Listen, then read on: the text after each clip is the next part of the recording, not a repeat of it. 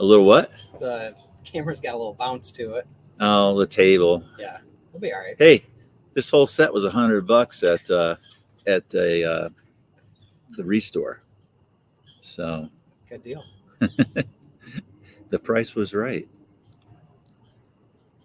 All right, so I think we're going places. That's a good sign. Yeah, so this is my first, remote stories at sundown in my new home here on Orchard Avenue. Awesome. Yeah, yeah, Yeah. it's pretty cool. Welcome to this neighborhood. I know you've I been here know, for I a know. little bit longer. So this isn't really technically part of Merwood, right? That's kitty corner from Merwood. yeah. I mean that's that stuff down there, but it kind of grew out from it. Right. Yeah. Yeah, I love that old neighborhood too. Oh, I love that too. Running it, walking with my family and my dog. And, Yeah. they just did their 100-year anniversary as an association. So, yeah. Yeah. Yeah, I think the city's first fireproof house. Yeah. A.B. Chanel, the architect, his house is still standing over there. And, Yeah. a lot of, and then the Corlett Mansion isn't part of it, but that's one of his masterpieces. And Yeah. it's not far from here, and Yeah. it's just fun to hear people. They got all their ideas about what happened there over the years. There's supposedly a bowling alley. I toured it. I didn't see any bowling alleys, but yeah, it seems like I know a couple people that had some residence there at some point. So Yeah. some unique real estate over here. Like Absolutely. yeah. Unique stories, unique history. You run into people and they know little bits and pieces. It's fun. It's just a lot of fun. Yeah. Which kind of brings us, we are on the internet right now live. Hey, everybody. Right. Hi, Internet. Hi, audience. Hi, friends of Stories at Sundown. We're back. I'm back. I'm Mac.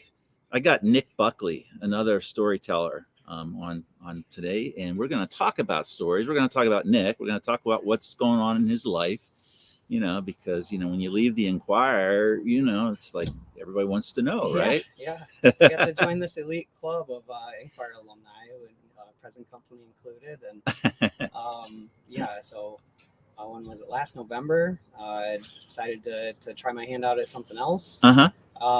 Stayed in the storytelling realm though, and call myself a freelance journalist these days. So I'm working with nonprofits and starting with some school districts and just helping them kind of amplify the stories that they want to tell, and do a lot of the things that I was doing in my time, nearly 20 years at the Enquirer. Yeah. And how's it going? I mean, what's that like? That's got to be completely different. Yeah, it's a change of pace for sure. With you working in the news media, you're, it's constantly chasing stories, which I guess that's not as different. Here, it's more collaborative with the people I'm working with, the clients. And, taking kind of how they want to tell the story in their voice. There's variety of platforms they can do it on, whether that be a website, a newsletter, social media. There's all these ways to communicate now. And of course you do those things working for your hometown newspaper. It's just, like I said, different change of pace. It's allowed me to kind of zero in and focus more versus, trying to cast a wide net and cover multiple things in a week. It kind of gives me a lot more focus on the stories that they want to tell. So far it's been great. I've really enjoyed it, and it's been nice to kind of leverage a lot of my connections in the community that I made over the years, and that's it's something too. I think being from Battle Creek, we have no dearth of great stories to tell. There's tons of them. So to get to continue to do that, feel really fortunate, and it's something I hope to be doing for a long time, and it's something I hope people continue to see value in the power of storytelling and what it can do for their organizations, or whatever, be a nonprofit, a school district, company. There's just really inspire people, and you can inform them, and there's not watchdog journalism in what I'm doing now, right? But there's still some enterprising going on. So but you're talking about people's lives. Exactly, yeah. And, while you're not necessarily digging into the public policy that affects their lives, and we'll get back to that later, it's still as important for people to share their story and to other people to know they're not alone, and that they can relate, they can be inspired. Maybe they can help sometimes, you connect people together. It's really the most rewarding thing about being a reporter, and really anything is when you connect people and Right. yeah. Yeah, it's you never know what's going to resonate with somebody, and sometimes you write a story and you kind of send it out into the void, and then I do the brain dump where I move on to the next thing, and but you pick up these little things and you build these relationships, and it might speak to somebody, and so that that's where storytelling is so valuable, and also just like you know creating the fabric of our community and telling Yeah. our story, not just for posterity, but we need to look back on things and kind of where lessons can be learned, and there's there's uh, there's good reason to support your local media, and Yes. certainly champion all that, Yeah. support local journalism in any form. Yeah, everybody's always sorry when they ask me about the newspaper business because I usually stop about 20 minutes later and their eyes are glazed over, you know. Right. But there's so many things that went into the demise of local journalism, community journalism. It's not simply the internet, although that was the nail in the Right. coffin, that was, or the spike in the coffin, if you will. But Yeah. there was a lot of things about it. But we'll get to that. First of all, and I'm putting our neighbor up, Marilyn. She lives right down there. There you go. And she says that we're two of her favorites. Thank you. I think she's Marilyn? just saying that, to make me feel okay.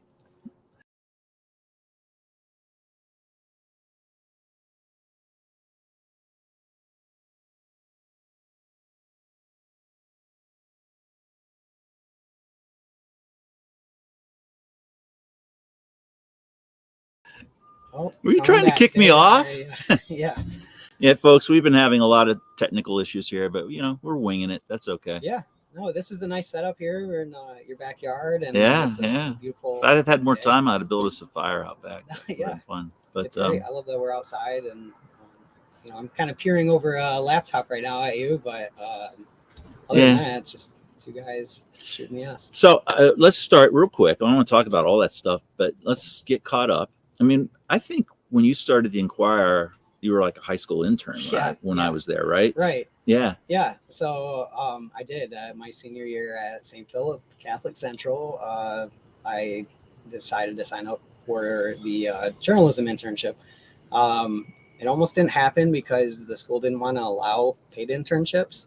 But fortunately, I found somebody who had already kind of set that precedent that did. So that almost didn't happen. But before that, I had done some work on my, I'll say, quote unquote, school newspaper, the Gazette.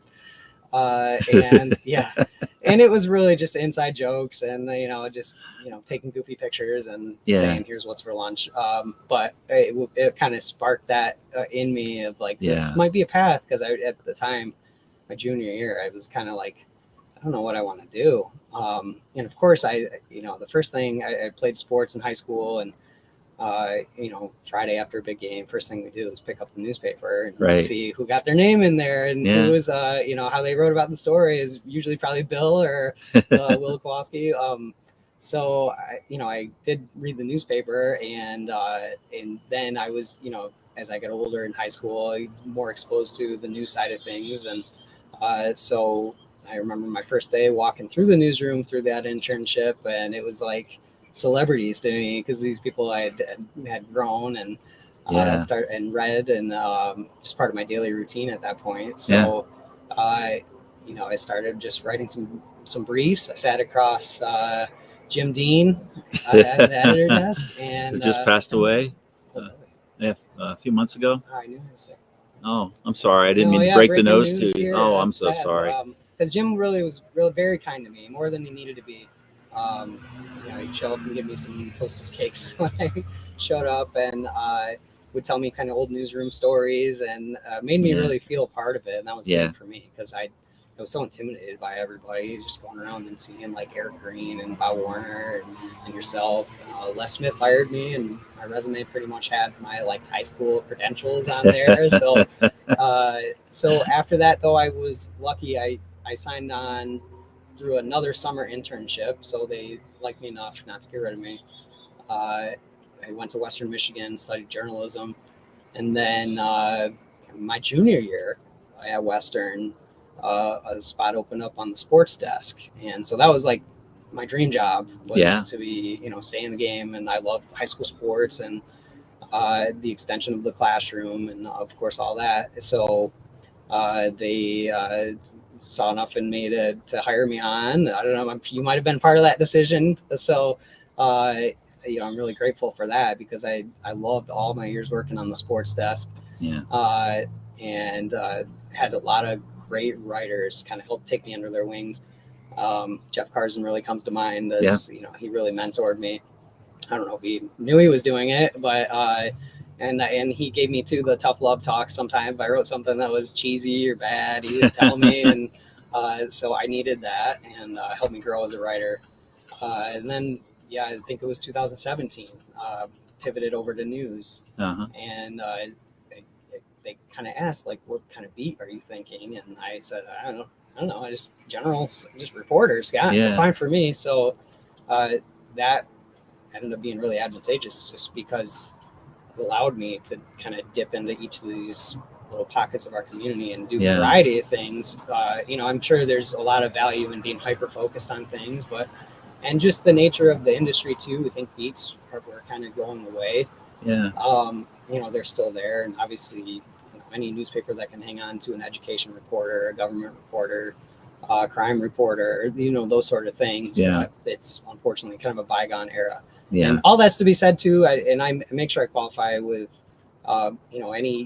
anything that's happened here in Battle Creek to it's local media. It's happening everywhere else. It's not unique to us. Right. There are certainly outliers in that, in communities that really do get behind, but they're fewer and far between. So, we had, I had a good run. I got to do a lot of fun things, and dip my toe into some column writing, which I in terms of being a storyteller, a lot of times when you're writing an article, you want to get out of the way of the story. You want to make sure, somebody, I always feel like everybody has a story to tell.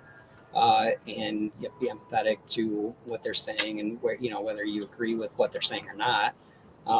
There's a reason they came to those views. And anyway, long-winded way of saying, I really enjoyed all of my time there. Particularly all the people that you and I are both connected to. And, it was hard. Just thinking about Trace right now, Trace Christensen, legendary crime reporter from Battle Creek. So he had passed away. It was one of the hardest days ever in the newsroom for me personally. And he's still with me a lot, because I just hear him in the back of my mind. He just was a very special person for our community to have for so long.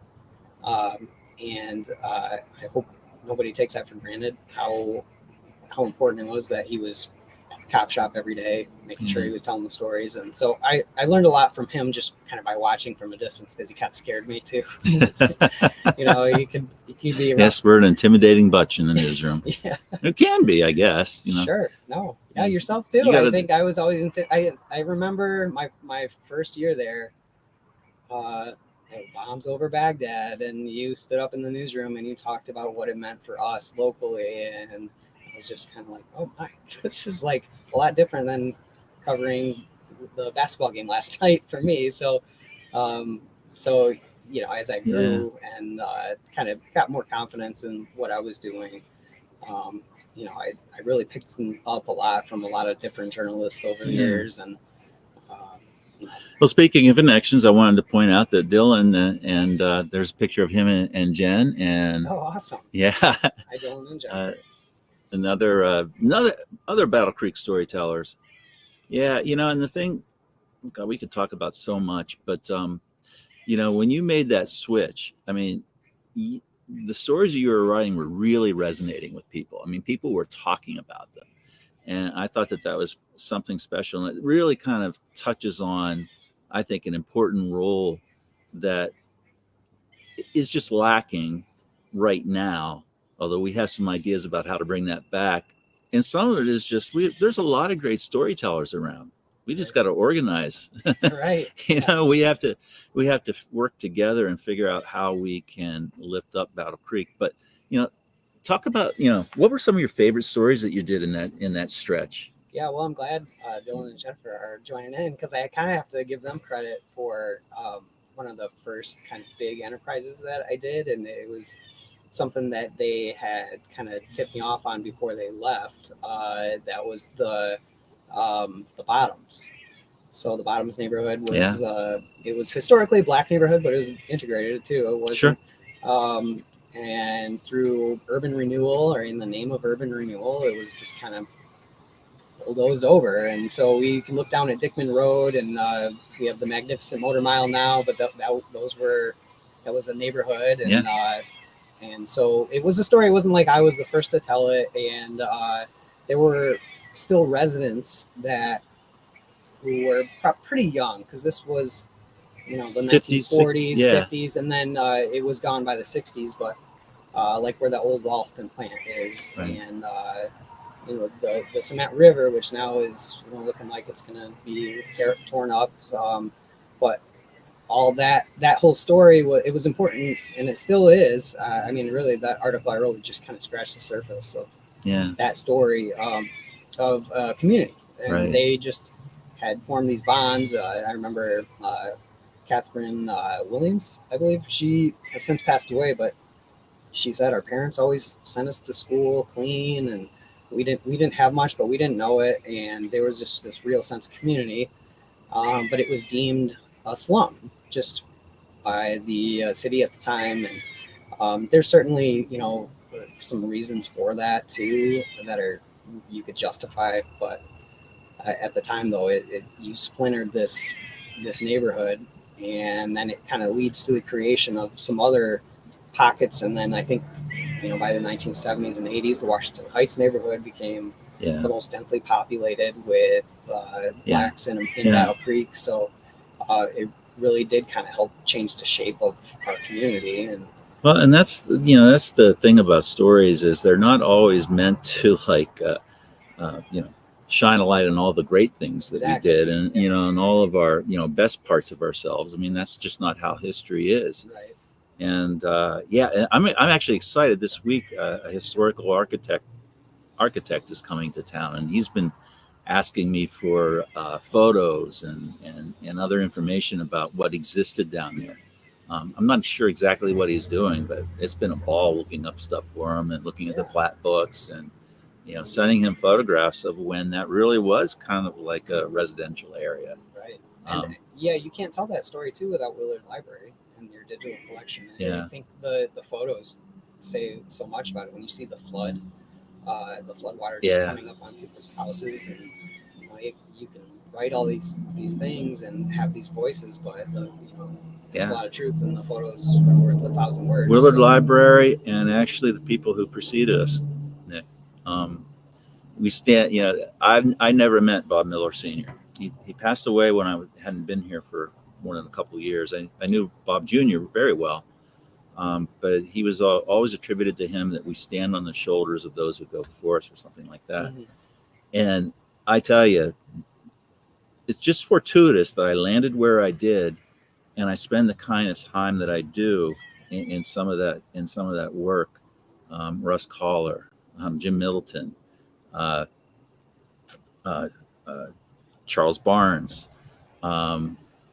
Bernice Bryant Lowe, not an Enquirer person, mm-hmm. but I mean, just all these folks who really just made it their mission in life to really tell this story, and not in a grandiose or superficial or propaganda way, mm-hmm. but in a critical way.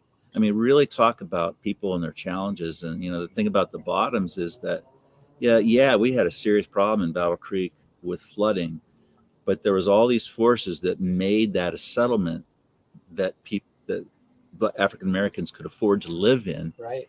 And out of that, they created a very vibrant community.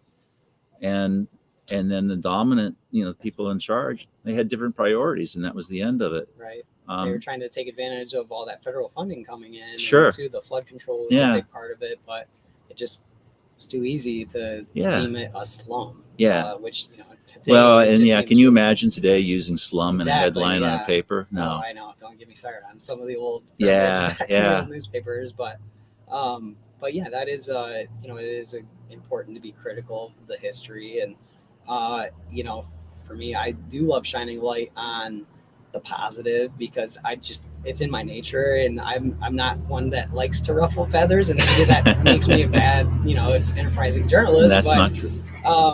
But no, I do like shining light on things that maybe people weren't aware of. And the Bottoms was one that I'd grown up here my whole life and I'd never heard about it. So it was really great to talk to some people, and then you learn about the Hamlin Community Center, and that was just kind of, everyone kept saying that's where it was at. That's where it was at.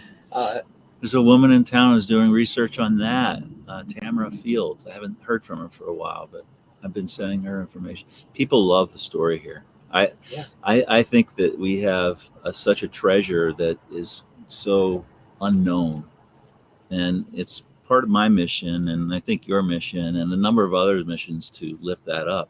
And your comment about like to focus on the positive. There's a line from somebody: you stare at the dark long enough, something's bound to shine. Right. I mean, there are some really magnificent stories. Yeah. That came out of that, and the program that the library did with the Art and Culture Collective and the Music Center and the museum.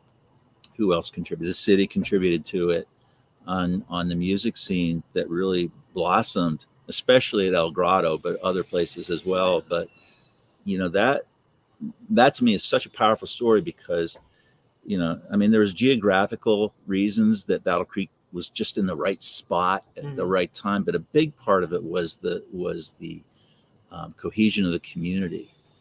And you had this place that was born out of weariness or anger over bigotry. I mean, that's why it was created, right? And I think one of the interesting things about it was when I researched about it and went back to our old paper, the Enquirer, it was hard to find. Yeah, it really, and Bobby Holly had a quote when Junior Walker died that we had this icon, something along the lines, we had this icon in Battle Creek, and Battle Creek missed it. And so again, that's a story to look at and learn from. But what I think is so beautiful is that at that time, there was these young kids living in a community that, oppressed, marginalized, but they could see people around them succeeding, and they thought they could succeed. And so we had all these really, for a small city, we really produced a lot of great musicians. Right. Yeah. And that brings me to think about too, the Bellman and Waiters Club. That was what's that at the present site of Full Blast. Right. So we did have these anchors of the community, and they served a specific purpose for the time, and it was unfortunate that they had to exist because of bigotry. So it had something to do with the liquor laws at the time, and it was just a place where blacks could socialize, and that was, I don't know, that when we talk about the Bottoms too, it's because it's a neighborhood, its boundaries are it gets blurry. It depends on who you ask. But certainly part of the cultural fabric of the downtown area. And then, the El Grotto Lounge too. That's another great story in itself. And I just smile when you said Bobby Holly, because, anything about telling positive stories, you just need to talk to Bobby Holly, because Mr. Entertainment, right, for Battle Creek. And he's just, he has a very giving heart, and he's still, the last I checked, he was still out there trying to, whether it's bullying or getting bikes to kids. Violence. Yeah, he's just always been, there's very few people that you'd call a Battle Creek legend, and I think Bobby probably fits in that category. And when we talk about these stories too, the history part of Battle Creek, I think that was something right off the bat I kind of found my niche with, because I had grown up being so interested in it, and that was credit to my nana for taking me to the library. And it started with the Titanic. I saw it on Reading Rainbow, so I had to go to the library, so I had to get my library card. Then as I got older, middle school, it was kind of after school, it was the place to hang out and chat with our friends from the third floor. We'd be downstairs chatting on the computer. That was a new thing, talking to somebody on the internet. And then going down in the basement with the microfilms, and just kind of reel through and kind of get a snapshot of Battle Creek for, how it used to be. Yeah. And that was kind of my where I kind of absorbed some of this stuff. And Yeah. I want to make sure we get some time to talk about Sojourner Truth, just Absolutely. because, what an icon. And I like to tell people too, like, whether you agree people deserve statues or not, she deserves a statue. It's one of the few that you could like make a hard case for, just because of what she did, what she meant for the suffrage movement, and the to try to, and she grew up a northern slave. And how wild is that? And for her to choose Battle Creek as its home, that was kind of another story that it's still kind of a mystery. I know she met with the Quakers that were here before she moved to Harmonia, which was that spiritualist village located in Fort Custer Industrial Park. And but why Battle Creek of all places was kind of, it's still something I'm curious about. And she has such a fascinating backstory before she got here, with her trial, to get her son back. And I think you had asked me too about her flashing a crowd that questioned her gender at the time. Right. Yeah. So I found that in two accounts, so I figured it was authentic. The thing about studying or researching Sojourner Truth is, they didn't have cell phones for sure. The reporting, it wasn't always great, and they would make stuff up. I mean, the Ain't I a Woman speech, that's fiction. I mean, that didn't happen. And that's what a lot of people know most about her. I mean, but it didn't happen. It was dramatized. Let's see. She did speak there, but that's not what she said. Right, and she did give a passionate speech in Akron, and it wasn't in that Southern dialect. It was Low Dutch. That's what she was, right? She grew up speaking Low Dutch, but it was that kind of mammy caricature that they had. They had kind of stolen some of her agency, but I think because it allowed her kind of more of a national audience, she was willing to accept that at the time. And I think later on, she was interviewed by a Kalamazoo newspaper, and she said, "I wish they wouldn't quote me like that." So she was aware of it. Her being illiterate obviously plays a role in us not knowing as much about her background as we'd like to.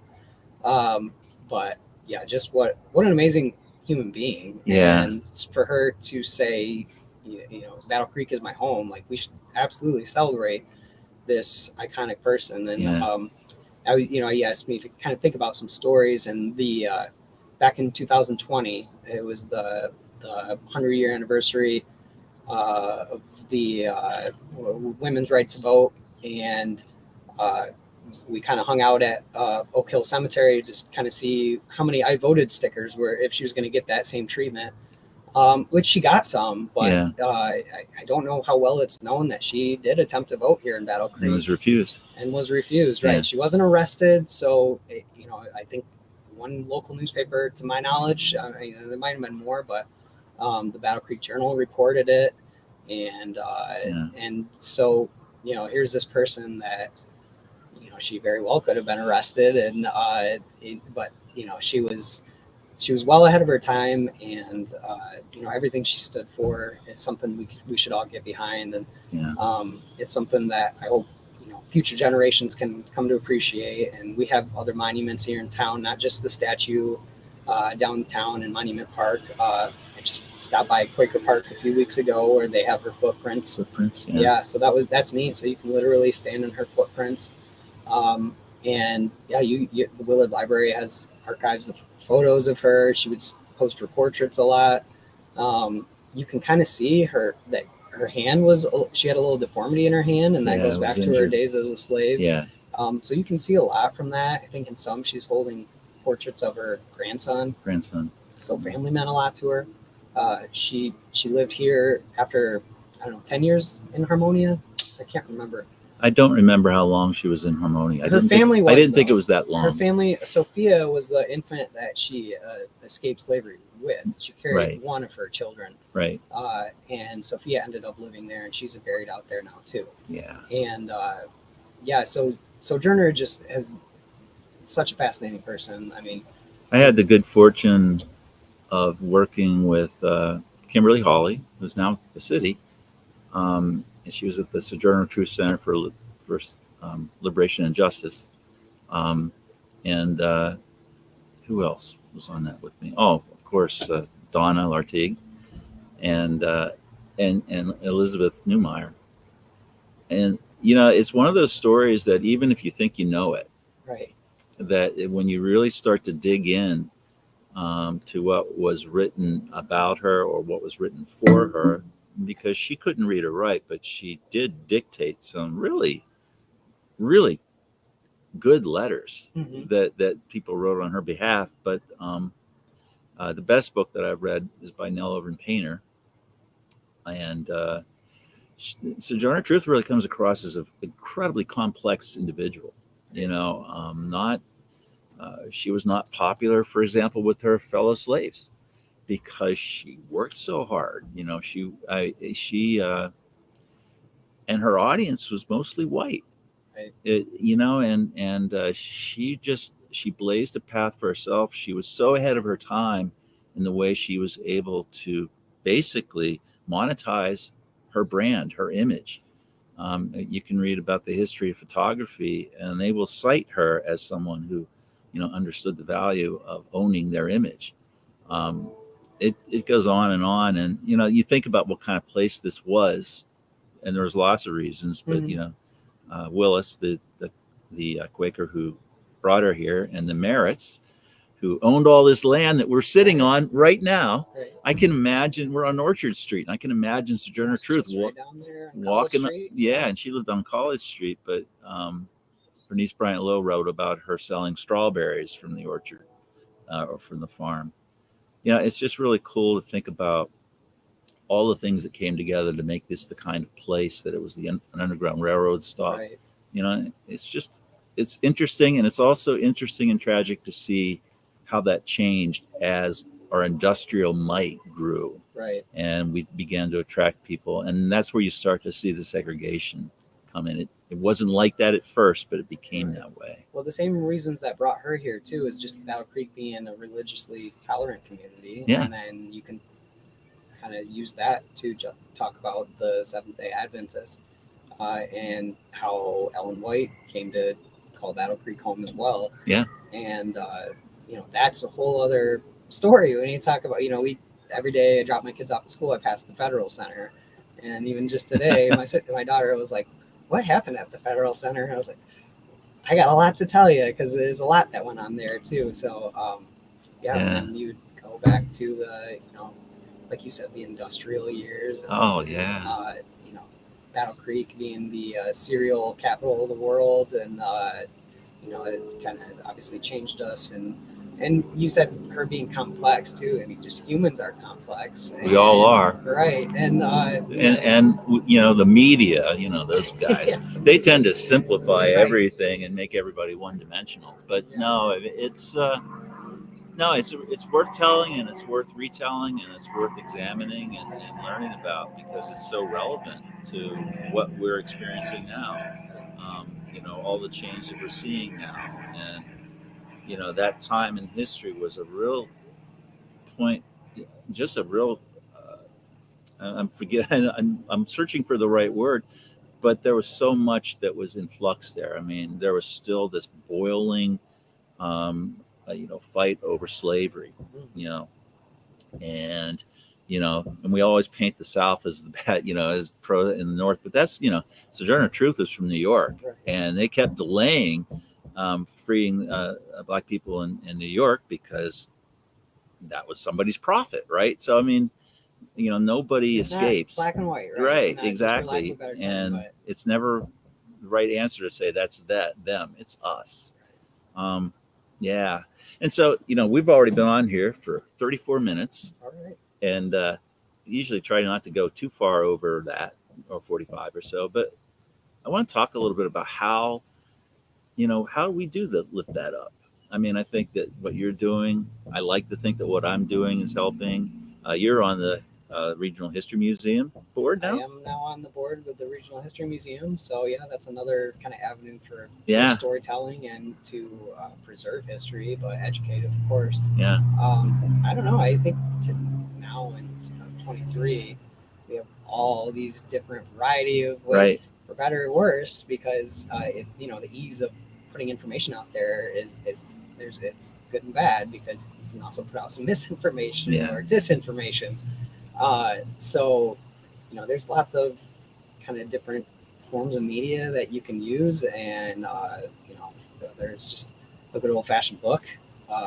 That's not going away anytime soon. Right. And certainly you can keep on up to date on what's happening, with your local news or your broadcast news. But yeah, podcasts, things like this on social media. And there are people doing it. I mean, yourself, Michael Delaware, also on the board of the museum. I mean, other people are finding different ways to tell our story, and I think that we're scratching the surface. But yeah, I've whined to you about me going through this musty, dusty, packed full storage room in the basement of the library with all these historic artifacts, and I'm just going through them page by page, and working with the Historical Society to add that to their magnificent archive. We're sitting on this really kind of unorganized, unpolished gem. Right. That if we got serious about how we worked with each other, and so one of my goals for the coming year is that I want to take just a little thing, that Sojourner Truth thing that I did 2 years ago, maybe now, or a year ago anyway. That was so big and so long. I don't think many people watched it. It was like 2 hours long. And plus I had a latency issue online that night. You got to make it palatable. You got to make it digestible. Right. And that was right about that, right? Right. Short. Yeah. Well, the audience is going to dictate too what they want. So it takes a community to say that we want this. It's not just on the producers of content to come out and try to feed you your vegetables. Yeah. People have to have an appetite for it. Yeah. And they have to have interest in preserving what our story is. And it is an exciting time though, because there is so much capability to tell stories right now. Yeah. And here in Battle Creek too, this you're taking the temperature of our city right now. Me optimistically, I think it's a really exciting time, because Battle Creek's sort of reinventing itself. So there's no shortage of do-gooders that are around here and that have good intentions. That's why I'm rooted here with my family. Is one of my first things I did in starting at the news side of things was I wrote a column called Battle Creek's Still a Great Place to Call Home. Yeah. And for a variety of reasons, and it's just kind of what you're going to make of it. So if you want to complain there's nothing to do in Battle Creek, which is that's about the worst complaint you can make. So do something about it. Yeah. Go make something happen. Yeah. And there are a lot of people right now that are making things happen. So to give them opportunities to amplify their stories. That's what we need to do as a community. We need to make sure we're listening to everybody's story, not just a select few. We got to get out of our echo chambers a little bit and make sure we're hearing all about it, because it is a beautiful community. Yeah. It's the people of the community that make this such a great place to live. Yeah. Yeah. One of the things I love about living here, I walk downtown if I'm going to a festival downtown, or if I'm going to Hand Map, and you take a different route. The other day I woke down, I'm not sure I'm pronouncing it right. Woolnough. He was an editor of the Daily Journal, Battle Creek Daily Journal, in the years leading up to the Civil War. And I found a fascinating paper about how his editorial writing, how he went about advocating for the end of slavery. And it was just fascinating. It was interesting and scholarly. I mean, we just have all of this stuff that we can open up and make available. And one of the things that I really want us to do with the archive is every month just have one little nugget that people learn about and come see about, learn about. Yeah. Well, what platform are you doing that on? Is like the question. Like, because we're all glued to our phones. I'll do it all. Included. I'll do it all the ways. Yeah. I'll do all the things. Right. I'm platform agnostic. We'll have a little glass display at the library. We'll have somebody come and speak. We'll record it. We'll live stream it. We'll put up more. We'll send people to the History Museum and the Historical Society and anywhere else. Yeah, beat that drum. Yeah. Make sure people. Yeah. So we don't have town criers anymore. We got Mac McCullough. And Nick Buckley. Yeah. And many others. And many others. Yeah, we can't name them all here, but there are a lot of great storytellers in town. Yeah. So I, like I said, I feel very fortunate that my path kind of has gone the way it has, and I've come across some really incredible people. Yeah. That's Me too. Very it's heartening to kind of see some of those storytellers. And your family's got deep roots here too, right? We do, yep. The Buckley side of the family, we can trace those back to Ireland, and then coming down to Reading, Pennsylvania, and then here in the 1950s is kind of when they came. My grandfather moved here, and my mom too. My grandpa was also a graduate of St. Philip, so there's generational thing there. Yeah. So yeah, we do have some deep roots here. I kind of like to joke that I'm a townie, but I'm a proud townie. Like, I have my 20-year high school reunion coming up this weekend too, and I'm the guy who never left town. But no shame in that at all, because I was very fortunate to marry my high school sweetheart, who also has family in town, and we couldn't do anything without our family. So our family is huge in our story. Well, and part of what made your time at the Enquirer special is your family shared their trials and tribulations with the community. We did.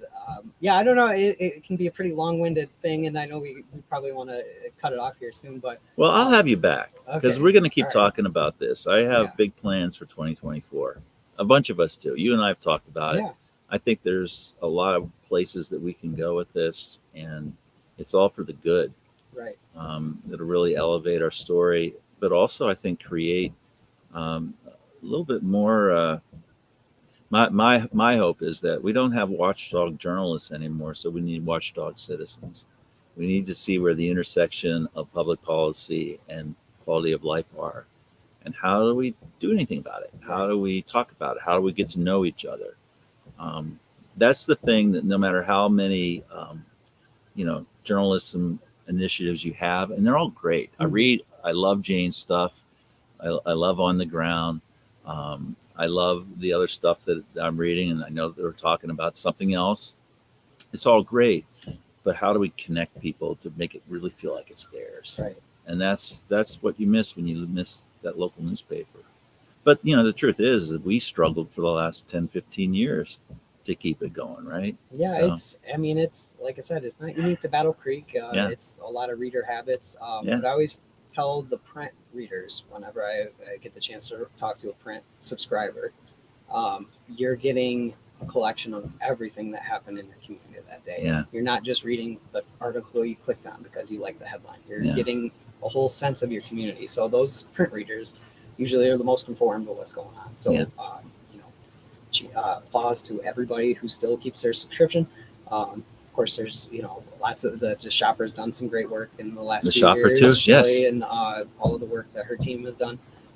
You mentioned the second wave, so there are people out there that are still plugging away. Exactly, and of course the Enquirer too. Sometimes it's their day job, sometimes it's their side hustle, sometimes it's just a hobby, but we need all of that, and I'm glad you're still doing it. Yeah, I am too. I don't know what I'd be doing if I wasn't. But it's been really fun to kind of stay in that realm. Just to call myself a journalist. That was kind of when I left something. It's kind of like going back to my junior year of high school. It's like, okay, what am I going to do? I just, it was my time. I think it was the writing was on the wall for me personally. But I certainly appreciate everything any local journalist does, whether that's, print, broadcast, radio, those legacy medias, they're important, and we all as a community need to support them to help them and help keep us educated on what's happening. So don't cut off your nose and spite your face and cancel your subscription because you don't like the way they covered something. Well, that doesn't make any sense to me. People would get mad about something and cancel. Yeah, I mean, Grayson does good work. Yeah, Bill's still doing great work. Best high school sports reporter in the state that they have. And, that's something our community should recognize, that we have these incredibly hardworking people. We can all be sad about what used to be, but people are doing good work, and they deserve to be recognized for it. Whatever you think of the corporation that's behind them, Right. they have no control over Exactly. that. Yeah, So, exactly. So yeah, it's something. Sport local journalism is something that that I said while I was at the Enquirer. Now I'm no longer there. It still rings true. It just we all as a community need to get behind telling these local stories. And journalism can take many forms. It doesn't just need to be print media or the media, as we like to joke. We're all in one little group, but yeah, there's storytellers in town, and you just have to be willing to listen and to if you're you don't have to be a young person to be interested in becoming a journalist. If there's a story you're interested in, go down to Willard Library. I guarantee they got a book on it. Or we'll get it for you. Yeah, or it'll get it. We'll dig it up somehow. Yeah, that's like what a great resource. And then we of course have the Historical Society of Battle Creek, their archives, which are located at the Battle Creek Regional History Museum. And those three, of course, and are open to the public Tuesday and Thursday afternoon, by the way. Yeah, and there's programs that are offered year round. So those are just a few here in Battle Creek. Regionally, we have Marshall and its library, and it has a really dedicated historical society as well. So we have all these resources, so we just need to take advantage of them. Yeah. And one more call out. I mean, the people I share. I'm on the board with Marilyn, who made a comment earlier. My neighbor. I could probably shout at her. The stewards of that. I mean, they do it for nothing but love. Right. And it's hard work. We just moved the Historical Society archive, and Joey Owen, who and others. Many volunteers. It's clean out your attic, clean out your garage, whatever, and then multiply that by about 100. Right. And that's what it's like. And it's dirty, and it's dusty, and it's heavy, and all that. And they do it out of love. Yeah. And so. Anybody with an interest in Battle Creek history, there are opportunities to be involved and to help in how we're going to tell that story. So whether that be through the Historical Society, the Regional History Museum, they'll find a place for you. If you're just passionate about it. And quick, one correction. I said Donna Ortega. It was Donna Rickman. Donna Ortega is somebody Donna else. Rickman. Yeah. Okay. Yeah. Who's on the Tours of Battle Creek app cover page where she's reenacting Sojourner Truth. So good self-edit there. Good self-edit. All right. Hey, thanks everybody for tuning in. We went almost 50 minutes, which is longer than we like. Thanks for the comments. Ben Miller made a very good comment, and Elizabeth Chutkowski. I'm probably pronouncing it. I'm sorry, Liz. Inslee. She's from Western Massachusetts, which is also a place where Sojourner Truth owned her first home, right, before she came out here. And then Queese Williams. He just says you're a nice guy. One of my favorite all-time guests you've had on here. So, exactly. So our next program, I don't know when it's going to be, but Emily Powell, who is still working with Kingman Museum, and we're going to learn a little bit about what's going on there. And in fact, she was doing a program with teens in the library today. Awesome. Yeah, it's pretty cool. Yeah. So we're going to have her on next. And if you want to be on, reach out. I'd love to have you. So thanks, everybody, and have a great week. Thank you, Nick.